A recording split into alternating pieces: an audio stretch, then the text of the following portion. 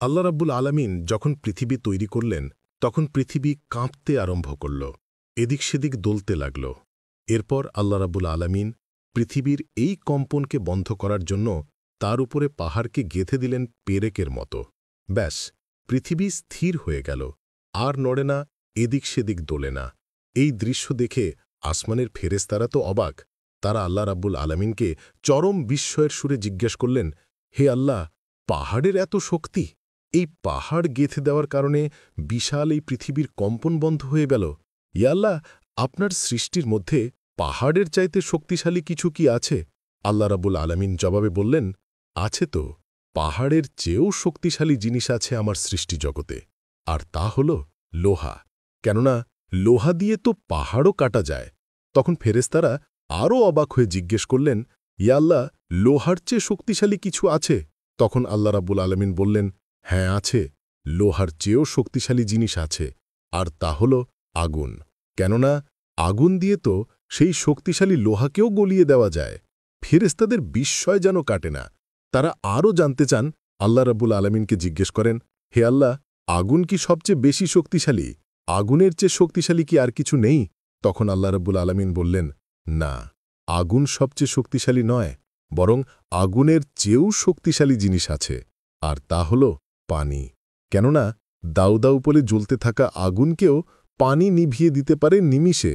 ফেরেশতারা আবার জানতে চান, ইয়া রাব্বুল আলামিন, পানির চেয়ে শক্তিশালী কিছু কি আছে?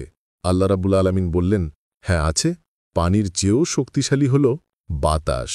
কেননা বাতাসের ধাক্কায় পানি একদিক থেকে আরেক দিকে চলে যায়। জলের মধ্যে যখন বাতাসের উচ্ছ্বাস হয় তখন জলোচ্ছ্বাস তৈরি হয়। তাহলে বাতাস পানির চেয়েও শক্তিশালী। ফেরেশতারা অবাকের পর অবাক হচ্ছে।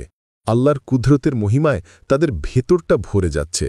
তারা আবার জানতে চান, ইয়া আল্লাহ, হে জগতের মালিক, এই বাতাসের চেয়ে শক্তিশালী কিছু কি আছে? আল্লাহ রাব্বুল আলামিন আবার হ্যাঁ সূচক জবাব দিলেন। তিনি বললেন, আছে আমার ফেরেশতারা, বাতাসের চাইতেও শক্তিশালী সৃষ্টি আছে, আর তা হল আমার বান্দা। আমার সেই বান্দা যে খুব গোপনে দান করে, এমন বান্দা যে নীরবে নিভৃতে ভালো কাজ করে, মানুষকে দেখানোর জন্য করে না, বরং কেবল তার রবকে রাজি খুশি করার জন্য দান করে। আর তার এই কাজের জন্য সে দুনিয়ার কার কাছ থেকে কোনো বিনিময় আশা করে না, বরং সে এর বিনিময় চায় তার রবের কাছে, তার মালিকের কাছে। আর আমার এই বান্দা পাহাড়, লোহা, আগুন, পানি কিংবা বাতাসের চাইতেও বেশি শক্তিশালী।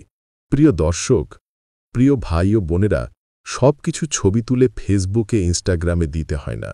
কিছু ব্যক্তিগত জিনিস থাকা লাগে, কিছু একান্ত ব্যক্তিগত ভালো কাজ, নীরবে নিভৃতে করা কিছু দান সৎকা, এগুলোর দরকার আছে। এসব লাগবে।